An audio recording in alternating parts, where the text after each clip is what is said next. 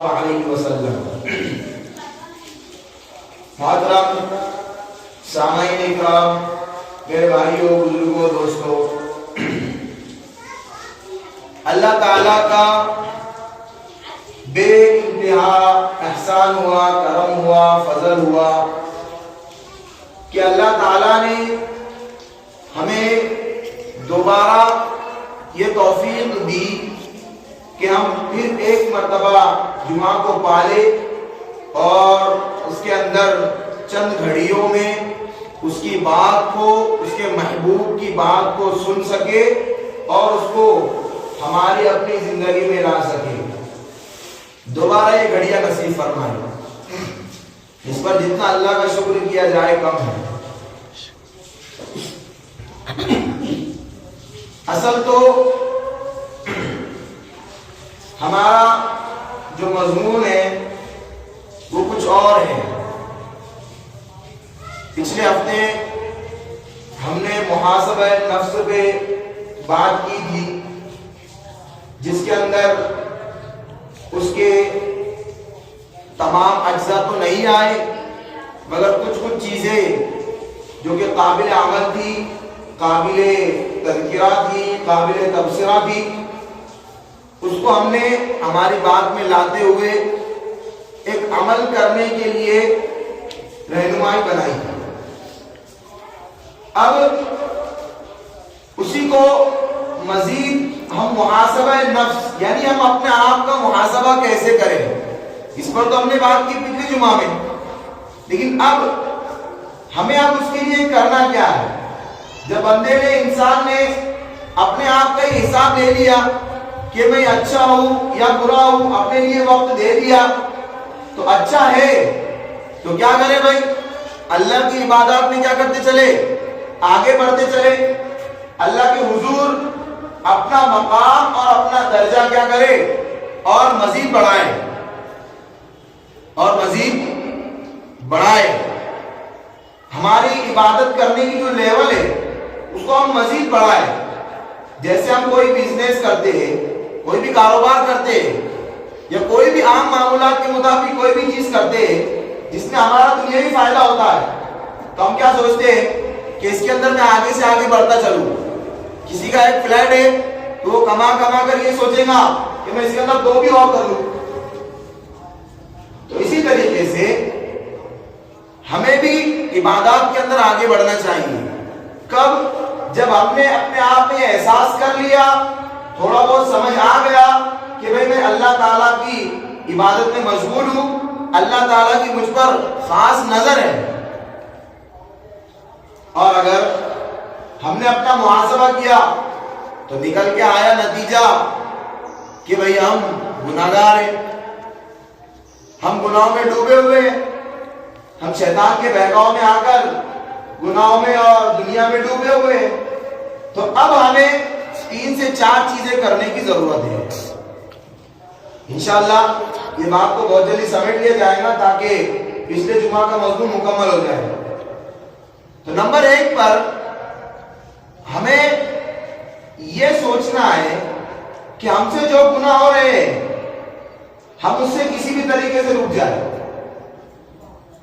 پہلی بات، کیونکہ اللہ تعالیٰ یہاں نیک بندہ بننا ہے، تو اب ہمیں گناہوں سے بچتے بچتے اللہ تعالیٰ سے 1 نمبر پر دعا بھی کرنی چاہیے۔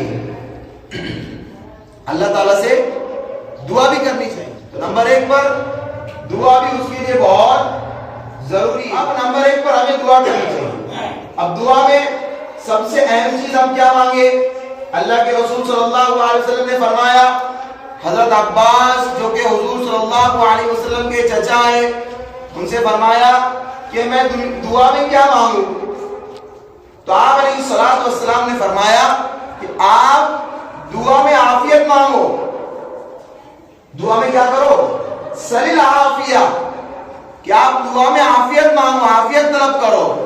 اے اللہ مجھے دنیا اور آخرت کی عافیت نصیب فرما، بھلائی نصیب فرما، عافیت، صحت مندی نصیب فرما۔ یہ آپ علیہ السلام نے دعا میں مانگنے کا طریقہ سکھایا، اور بھی آپ علیہ السلام کی الگ الگ دعائیں وہ بھی مانگنی چاہیے. اور اب اللہ کے رسول صلی اللہ علیہ وسلم نے ہمیں یہ بھی سکھایا کہ دعا کب مانگنی چاہیے اور کس وقت دعا قبول ہوگی. حضرت ابو امامہ رضی اللہ تعالی عنہ سے روایت ہے، پوچھا گیا اللہ کے رسول سے ای الدعاء اسمع، میں کون سا ایسا وقت ہے کس وقت میں اللہ تعالیٰ زیادہ دعا کو قبول فرماتے ہیں؟ سنتے کا مطلب قبول فرماتے. آپ علیہ السلام نے فرمایا، دیکھیے یاد رکھیے یہ دو ٹائم اللہ کے رسول صلی اللہ علیہ وسلم نے فرما رہے ہیں. ویسے تو بہت سارے فرمائے لیکن یہ خاص اس حدیث کے اندر دو فرما رہے ہیں. نمبر 1 جوف اللیل الآخر، جوف اللیل آخر یہ تہجد میں، تہجد کے وقت میں. اور نمبر 2 ودبر الصلوات المکتوبات، اور ہر فرض نماز کے بعد اللہ تعالیٰ دعا کو زیادہ قبول فرماتے ہیں، ہر فرض نماز کے بعد. تو ہمیں ان دو وقتوں میں خصوصی طور پہ کیا کرنا چاہیے؟ دعا کرنا چاہیے. اللہ اس میں سنتا ہے. ہماری کوئی پریشانی ہے، کوئی مسئلہ ہے، کوئی گھر کا ہے، کوئی ذات کے بارے میں، کوئی پراپرٹی کے بارے میں، کوئی بزنس کے بارے میں، کسی بھی طریقے کا کوئی مسئلہ ہو، دنیا کا ہو آخرت کو اللہ سے مانگنا چاہیے. دنیا والوں کے سامنے ہاتھ پھیلانے سے، دنیا والوں سے مانگنے سے اس لیے منع فرمایا گیا ہے شریعت میں کہ لوگ صرف مانگتا پھرے، لوگوں سے مانگتا پھرے بندہ. اس لیے منع فرمایا آپ علیہ السلام نے. ایک صحابی رسول تھے جن کو آپ علیہ السلام نے تجارت کا طریقہ سکھایا کہ مانگنے سے بہتر آپ کیا کرو؟ تجارت کرو. انہوں نے تجارت کی، ماشاءاللہ ان کا پروفٹ نفع اچھا ہوا، ان کی ایک کامیاب زندگی گزری. اللہ کے رسول صلی اللہ علیہ وسلم نے ان کو مانگنے سے بچایا. تو اب ہمیں مانگنا جس کے سامنے ہے صرف اللہ تعالیٰ. اس کے بعد میں اب آپ یہ بھی یاد رکھیے، اب ہم سے کوئی گناہ ہو رہا ہے، پہلے دعا کرنی اللہ ہم کو معاف فرما کوئی بھی چیز کے بارے میں. توبہ بھی ہمیں سچی پکی کرنی ہے. یا ایھا الذین آمنوا توبوا الی اللہ توبۃ نصوحا، اے ایمان والو سچی پکی اللہ سے توبہ کرو. سچی پکی توبہ کے ضمن میں اتنا یاد رکھا جائے کہ بندے سے کوئی گناہ ہو رہا ہے تو سب سے پہلے کیا کرے؟ اس گناہ کا احساس ہو کہ میرے سے گناہ ہو گیا، اقرار جرم، اقرار گناہ. اس کے بعد میں اس کے اوپر کامل ندامت ہو، شرمندگی ہو، محسوس ہو کہ یار یہ گناہ نہیں ہونا چاہیے.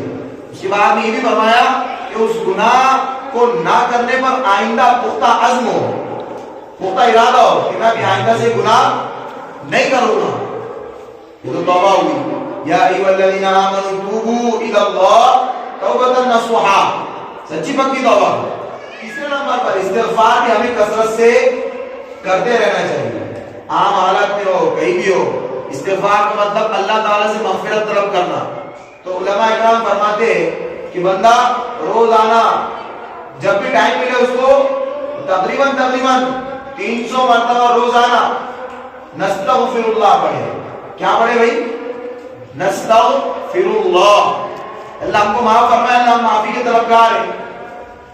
تو اللہ تعالیٰ فرماتے ہیں اے ابن آدم اگر تیرے کتنے بھی گناہ ہوں گے، پوری زمین بھر کر ہوں گے، پورے آسمان بھر کر ہوں گے، لیکن تو میرے سامنے صرف اتنا کہیں گے اللہ مجھے معاف فرما، تو میں تمام کو معاف فرما دوں گا.